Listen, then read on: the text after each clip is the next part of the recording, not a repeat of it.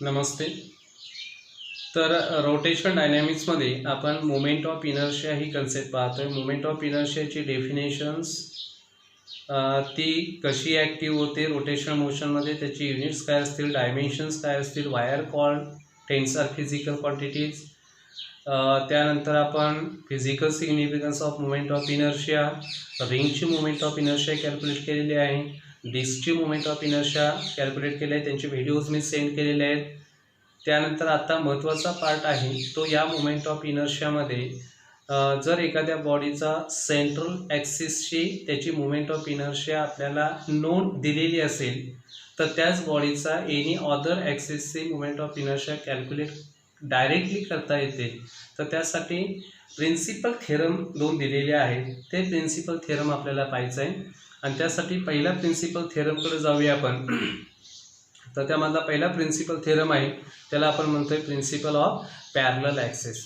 तर थोडक्यात मी इथं दाखवतोय प्रिन्सिपल ऑफ पॅरलल ॲक्सिस. त्याला पॅरलल ॲक्सिस असं का म्हणायचं आहे, पॅरलल ॲक्सिस असं का म्हणायचं आहे तर बघूया. इथे याचे प्रिन्सिपल ऑफ पॅरलल ॲक्सिस बघा. आता प्रिन्सिपल ऑफ पॅरलल ॲक्सिस का म्हणतोय आपण, तर बोर्डकडे दिलेलं आहे AXES असा वर्ड दिलेला आहे. AXES असा वर्ड दिलेला आहे पहा, AXES. तर ॲक्सेस आहेत म्हणजेच काय असणार आहे, यामध्ये 2 or more ॲक्सेसचं एकमेकाशी रिलेशन आहे आणि ते रिलेशन कोणतं आहे, एकमेकाशी पॅरलल आहे, म्हणून त्याला प्रिन्सिपल ऑफ पॅरलल ॲक्सिस असं नाव दिलेलं आहे. यानंतर आपण जाऊया स्टेटमेंट डिराईव्ह करण्यासाठी. बघूया आपण स्टेटमेंट डायग्राम महत्त्वाची आहे. ओके, ही दिलेली बॉडी जी आहे ती रिजिड बॉडी आहे. The given body is an rigid body. Central of that bodies select करूया, तो C आहे आणि या C मधून जो ॲक्सिस ऑफ रोटेशन पास होतो त्या ॲक्सिसला नाव द्यायचं आहे सेंट्रल ॲक्सिस आणि त्या सेंट्रल ॲक्सिसवरती त्या बॉडीची मोमेंट ऑफ इनर्शिया सिम्बॉल देऊया आपण IC.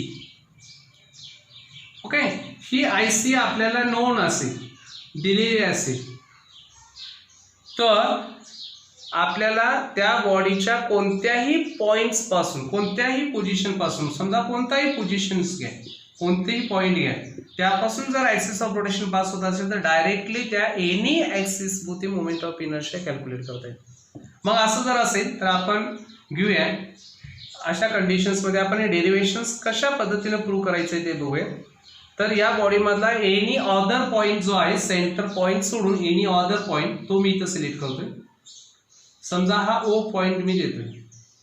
तर या O पॉईंटमध्ये ज्या होती मोमेंट ऑफ इनर्शिया आपल्याला कॅल्क्युलेट करायची आहे तो ॲक्सिस मी दाखवतो इथं.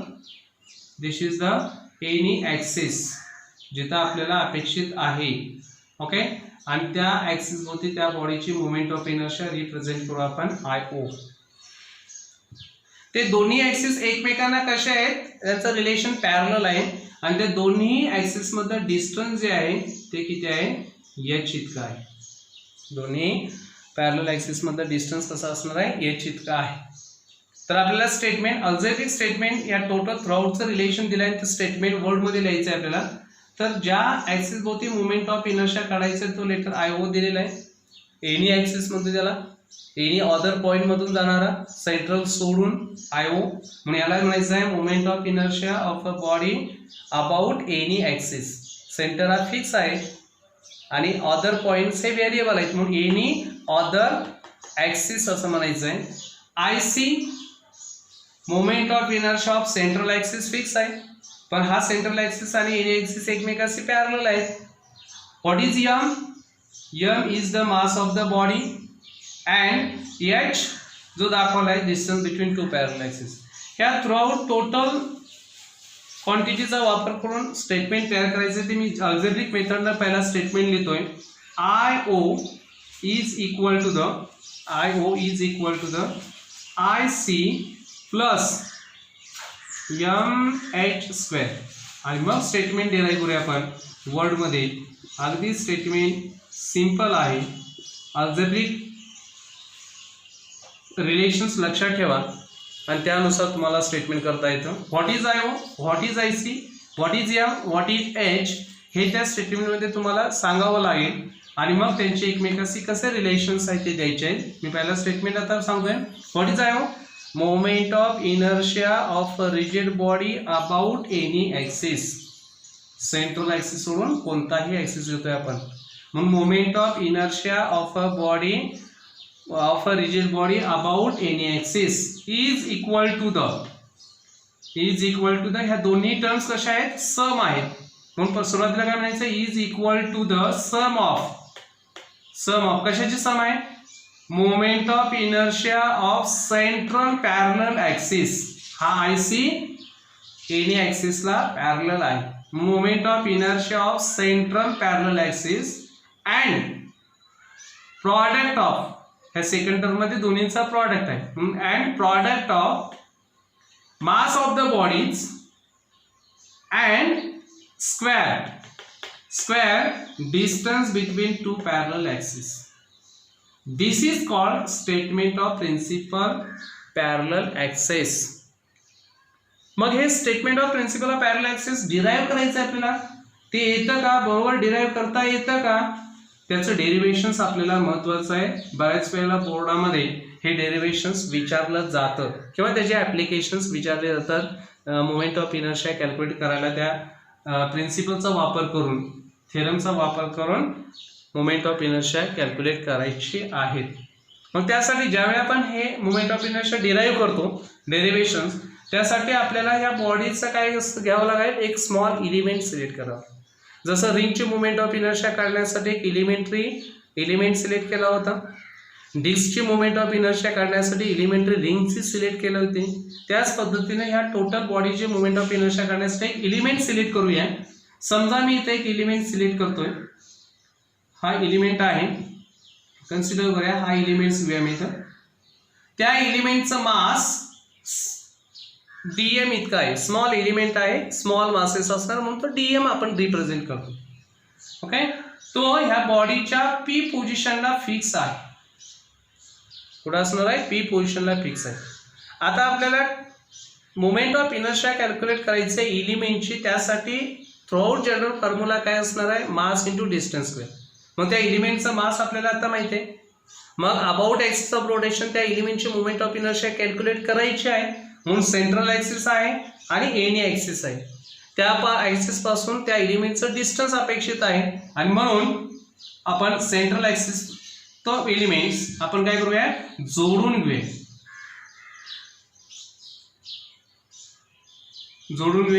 ठीक आहे मी तर रेडनेस दाखवते. हा जोडला मी. म्हणजेच ह्या एलिमेंटचं सेंट्रल ॲक्सिस पासूनचं डिस्टन्स जे आहे ते सी पी इतकं आहे. आता आपल्याला सी टू पी थोडंसं अवघड वाटतं म्हणून डिस्टन्स शॉर्टकटमध्ये दाखवण्यासाठी आपण त्याला लेटर देऊया आर सी इतकं डिस्टन्स देऊया. तसंच एनी ॲक्सिस ओ पॉईंट मधून जातो म्हणून त्या ओ ॲक्सिस पासून म्हणजेच एनी ॲक्सिस पासून पी पॉईंटचं डिस्टन्स आपल्याला अपेक्षित आहे म्हणून मी ते पॉईंट इथं जोडून घेतो. आणि ओ पी हे डिस्टन्स होईल ते आपण रिप्रेझेंट करूया आर ओ न. O for central any axis पासूनचं डिस्टन्स आणि सी म्हणजेच काय असणार आहे सेंट्रल ॲक्सिस पासूनचं डिस्टन्स. म्हणजेच आर ओ आणि आर सी हे दोन्ही represent.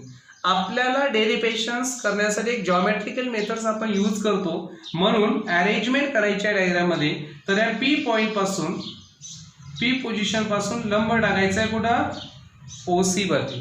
Then we can draw the perpendicular line from the P positions of the particle to on O C lines where the intersect perpendicular in that points we can note it here n points. Okay, this is a perpendicular. Now we can derive. मग आता आपण काय करूया डेरिव्हेशन्स कडे जाऊया. सुरुवातीला आपल्याला moment of inertia of एलिमेंटची कॅल्क्युलेट करायची आहे म्हणून moment of inertia of element मी इथं लिहितोय moment of inertia of element. Moment of inertia of element about central axis is equal to म्हणजे ह्या एलिमेंटचे moment of inertia central axis भोवती आपल्याला कॅल्क्युलेट करायचे. मग काय करता येईल central axis is equal to mass into distance square. Distance किती आहे सी पी रिप्रेझेंट काय करतोय आर सी ने दाखवतोय म्हणून R C square into mass of the element. आता एका एलिमेंटची मोमेंट ऑफ इनर्शिया आपण कॅल्क्युलेट केले, त्यावेळी त्या थ्रूआउट टोटल बॉडीची अबाउट सेंट्रल ॲक्सिसची मोमेंट ऑफ इनर्शिया कॅल्क्युलेट करणं अपेक्षित आहे. मग आज ही टोटल रिजिड बॉडी जी आहे अशा सेम एलिमेंट पासून तयार झालेली आहे, त्याच्यावरती इंटिग्रेशन्स वापरूया. इंटिग्रेशन म्हणजे जेवढे एलिमेंट्स असतील तेवढ्यांचे ॲडिशन्स होईल आणि टोटल बॉडीची मोमेंट ऑफ इनर्शिया मिळेल. आणि म्हणून by using integrations to calculate the moment of inertia about central axis, and so that moment of inertia of a total rigid body about central axis IC letter दाखवलेला आहे. Okay, IC letter दाखवले. ती करूया आपण. इंटिग्रेशन्स कशाचा आहे? Moment of inertia of small element, आणि तो कसा असणार आहे? RC² dm. हे रिलेशन्स मिळालं, ह्याला call equation number 1. Similarly moment of inertia of element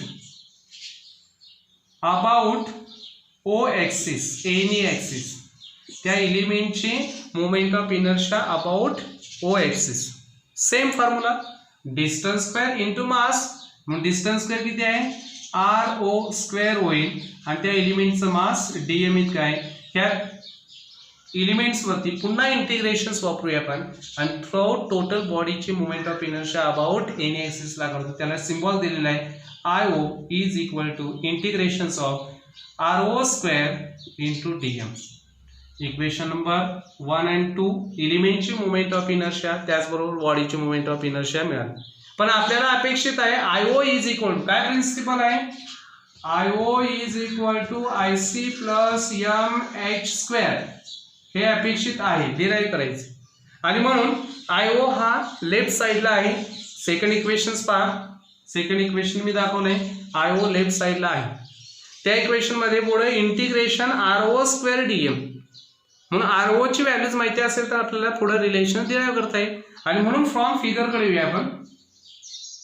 from figure बघा, इंटिग्रेशन मध्ये सेकंड इक्वेशन मध्ये RO आहे, तो स्क्वेअर मध्ये आलेला आहे. आणि म्हणून ट्रायंगल जर विचारात घेतला तर ट्रायंगल मी घेतो इथं ONP is an right angle triangle. बघा, ONP इज अन ONP हा जो फुल लार्ज अँगल घेतलेला आहे, लार्ज ट्रायंगल घेतलेला आहे, ONP हा राईट अँगल ट्रायंगल आहे. याच्यामध्ये काय येतं? OP² is equal to ON² plus NP². Pythagoras प्रमेय वापरला आपण, पायथागोरसचं प्रिन्सिपल वापरलं. OP² is equal to ON² plus OP². पुन्हा याच्यामध्ये ON जी आहे साईड, ON जी आहे ती टोटल OC प्लस OCN न बनलेली आहे. म्हणून स्प्लिटिंग करूया आपण. बघा कंडिशन, ON मी इथं काय करतो? स्प्लिटिंग करतो, प्लस NP² आहे तसाच राहील. आणि ON फक्त असा लिहितोय, त्याचा स्क्वेअर आहे, स्क्वेअर इथं लिहितोय. ON कसा तयार होतोय? OC plus CN, OC plus CN न तयार होतो. आता हा ब्रॅकेट आहे, त्याचा स्क्वेअर आहे, त्याचं एक्सपान्शन्स करता येतं. आणि त्याचं एक्सपान्शन्स काय होईल बघा? OC² plus 2 times of OC into CN आणि प्लस सेकंड टर्म आहे CN² होईल. ब्रॅकेट कंप्लीट एक्सपान्शन झालेलं असणार आहे. आणि प्लस शेवटी जो आहे तो NP² तो आपण तसाच ठेवूया. आता पुन्हा हे इक्वेशन्स वरती थोडंसं ऑब्झर्व करूया. आणि मी इथं मार्किंग करतो CN² बघा, CN² प्लस NP² काय तयार होतं?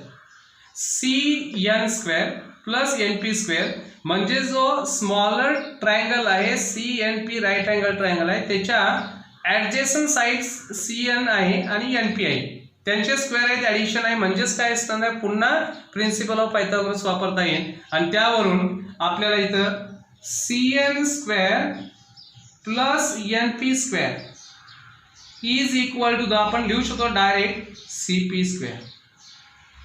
आणि ती व्हॅल्यूज तिथे सबस्टिट्यूट करूया इक्वेशन मध्ये. आणि so that OP² is equal to the बघा, OP² is equal to the OC² आहे तसाच ठेवूया आपण इथं, plus 2 times of OC into CN plus CN square plus NP स्क्वेअरची व्हॅल्यूज मी लिहितो डायरेक्ट इथं CP square. Okay, this is calculate the OP square values and these OP square values substituting in equation 2 we get काय मिळतं बघूया आपण. IO left साइडला आहे, जो आपल्याला अपेक्षित लेफ्ट साइडला आहे तो आहे ऑलरेडी, त्याचं सिम्प्लिफिकेशन करणं गरजेचं नाही. इज इक्वल टू द इंटिग्रेशन्स आहे आणि OP स्क्वेअरची व्हॅल्यू जी आहे RO म्हणजेच काय OP स्क्वेअर, OP स्क्वेअरची व्हॅल्यू जी आहे ती बघूया. म्हणजेच हे इक्वेशन्स काय होईल, IO is equal to integrations of OP square into DM.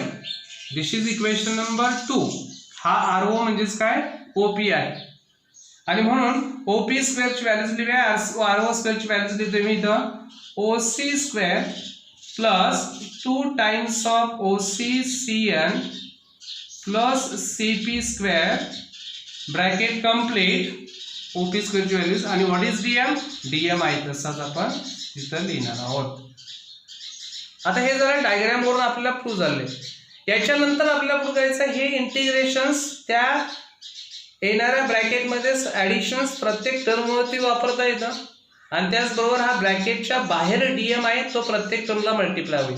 म्हणजेच याचा टोटल थ्रूआउट सिम्प्लिफिकेशन्स मी दाखवतो येतं. काय सिम्प्लिफिकेशन्स येईल, फक्त सिम्प्लिफाईड करूया. आहे तीच टर्म आहे, वेगळं काय नाही, फक्त सिम्प्लिफिकेशन्स करूया. IO is equal to integration OC square आणि हा इकडे ब्रॅकेटच्या बाहेर DM मल्टिप्लाय तो इथं मल्टिप्लाय होईल. म्हणजेच काय integration of OC square DM. First term होईल, ही फर्स्ट टर्म कंप्लीट झाली. Second term 2 times of OC CN आहे, हा DM मल्टिप्लाय होईल त्याच्यावरती इंटिग्रेशन म्हणजे plus integration of 2 times of OC CN आणि त्याला multiply DM plus third term integration CP square वरती ऍड होईल आणि हा DM मल्टिप्लाय आहेच तो, म्हणून integration of CP square DM. आता यामध्ये काय काय आपल्याला माहित आहे ते बघूया आपण. काय काय माहित आहे काय माहित नाही त्याच्यावरती चर्चा करूया. Integration of CP square DM.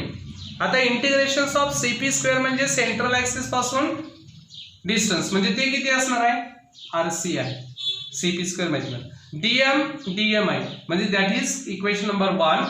म्हणून हेच आपण integration of CP square DM ही इक्वेशन नंबर फर्स्ट आपण कॅल्क्युलेट केलाय. दॅट इज लिहूया आपण IO is equal to the integration of CP म्हणजेच काय होईल हा IC मिळाला. What is OC square DM.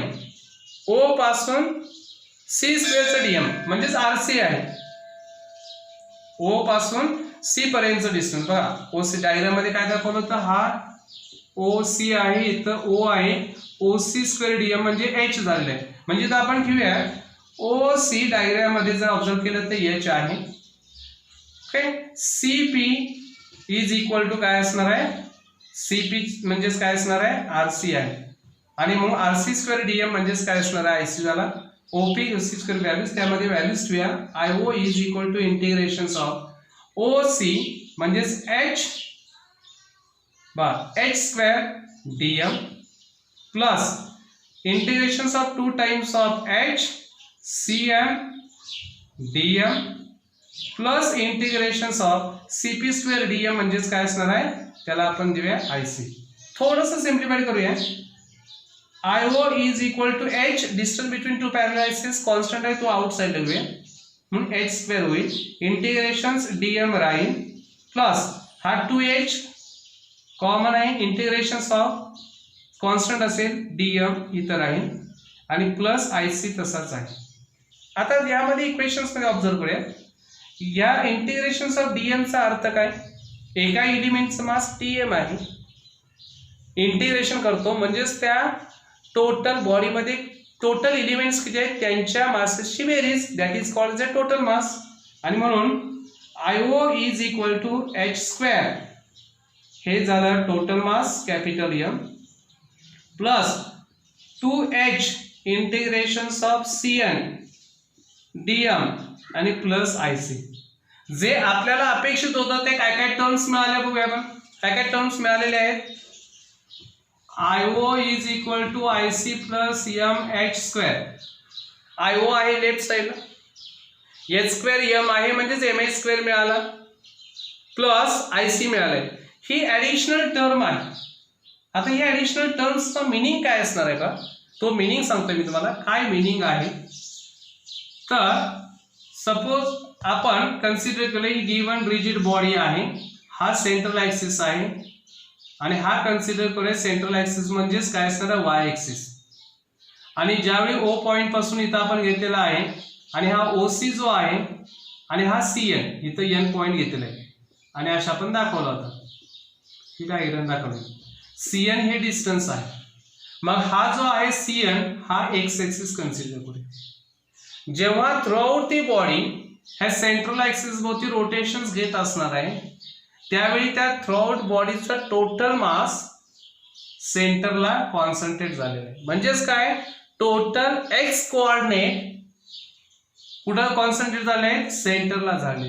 And so that this distance is equal to 0.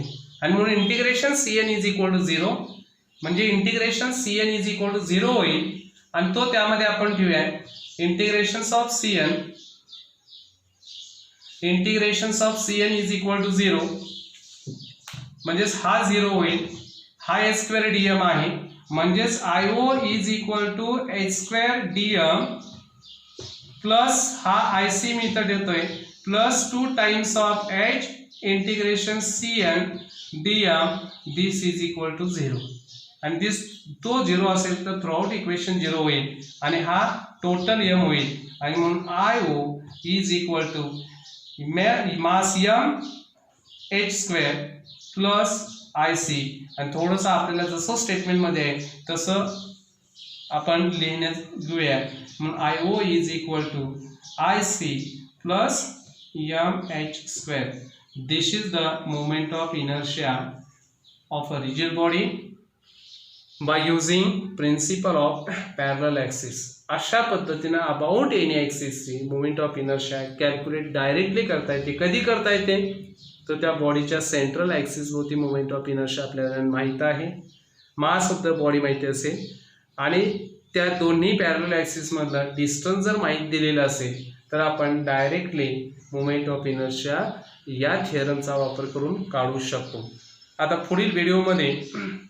पुढील नेक्स्ट व्हिडिओमध्ये आपल्याला पाहायचं आहे तर असाच सेकंड थिअरम आहे प्रिन्सिपल ऑफ परपेंडिक्युलर ॲक्सिस. तो आपण नेक्स्ट व्हिडिओमध्ये पाहूया. व्हिडिओमध्ये आपण दाखवलेलं आहे, थोडंसं ब्रॉडली व्हिडिओ होईल. तर पुढचे नेक्स्ट व्हिडिओ पाहण्यापूर्वी या व्हिडिओला सबस्क्राईब करा म्हणजेच पुढचा नेक्स्ट व्हिडिओ काय होईल अपलोड